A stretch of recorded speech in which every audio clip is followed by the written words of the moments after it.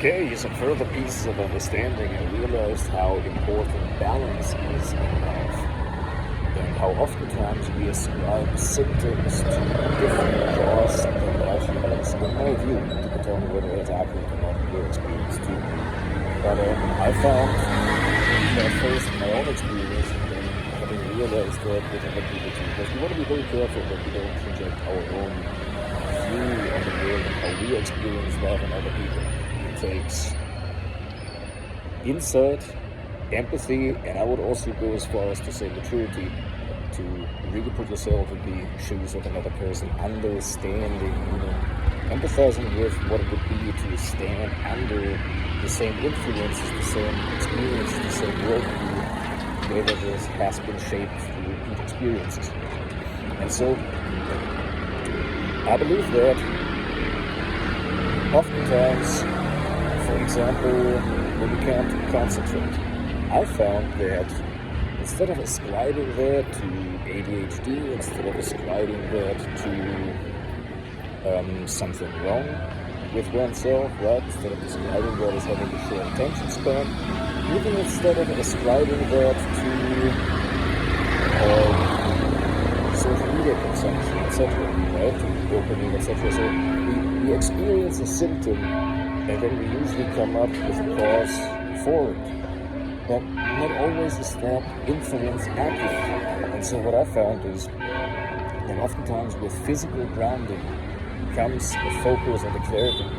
And that when our physical energy is kind of stored and blocked, so to speak, blocked in the sense that it is not being let go of, it is not being grounded, it is not being exercised, then it is hard to concentrate with the mind.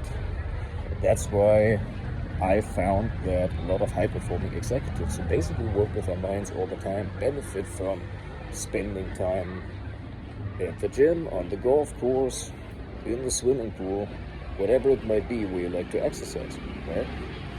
And so I just want to be I would like people to be careful of not ascribing causes to the symptoms that they're experiencing haphazardly, and then believing that is necessarily the case, because not for everybody it is ADHD. It's not a condition that is true for everybody. For some people it might be the case, but for other people you may just need to move more, right? And there can be other reasons for that too, and that's the type of work that I specialize in, of finding the real reason, because unless you find out the real reason for the behavior or for the blockage that you have, it's hard to come up with a working solution, because in my view the solution is not geared towards the symptom, rather towards the cause that underlies the symptom and that causates the symptom in the first place. Right?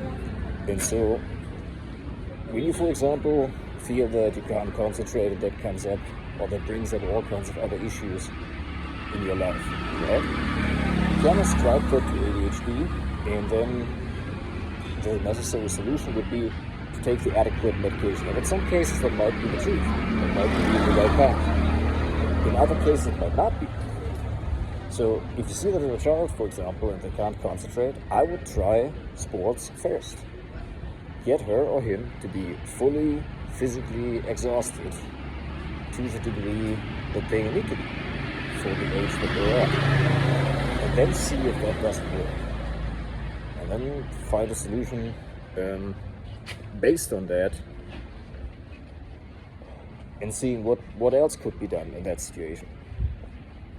If it is, for example, that there's a lot of anxiety that has not been addressed, then that might be something that we need to confront, right? I have a lot of conversations with people that have had over the last 6 years, honestly, since I moved to Peru and since I started the project that I have here of setting up the homestead, etc. I've had a lot of conversations with people where I found out that is really truly the case, that they're concerned about the state of the world, the state of the country, the state of the United States, etc. And not willing to address that, and not willing to really speak this out with somebody of like, well, what specifically are you afraid of? Right? We don't need to go through all of the details here, but it's good to address that. Because then you find, like, is it really the underlying anxiety that makes you not being able to focus? And so that is not meant to be an excuse. That is not meant to say it's like, because of that, I can't concentrate, I can't focus, etc. But it hints towards the right type of solution for that problem, right? Because once you figure out this, then you can come up with an accurate solution. Is it really that one of these anxiety-causing problems needs to be addressed? Or is it that you just need to move more, you need to ground yourself more? And then we come up, as we go into the details of these solutions, let's just stay with the grounding, for example. Well, what's getting in the way, right? Because I see that particularly here, generally speaking, everywhere in North America, generally speaking, to be fair, everywhere in the world, people use food for grounding, right? And oftentimes we need to be fair, right? We need to look at that in a fair way. A lot of people who here, for example, they run a mom and pop shop or they have a market store of some sort. They can't just readily go and move at any point throughout the day.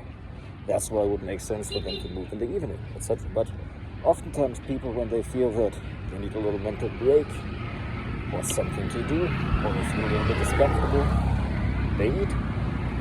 And that's their way of grounding. Now obviously that leads to all kinds of downside effects of eating more than your body actually demands. Because you're eating from the mind, not from the body. And so, yeah, all I'm saying is, let us find out what the real reason is for the behavior. And, if I've learned one skill over the last few years, then it is certainly that. Give me half an hour, maybe 45 minutes with somebody with a real thorough conversation, and their willingness to really truly discover, and we will figure that out. We will figure out what the real reason is. And then we can engineer a solution based on that. If you at any point would like to come here and visit me and have a live seminar experience the way that I do, then yeah, you can shoot me an email and we will announce the upcoming dates very soon.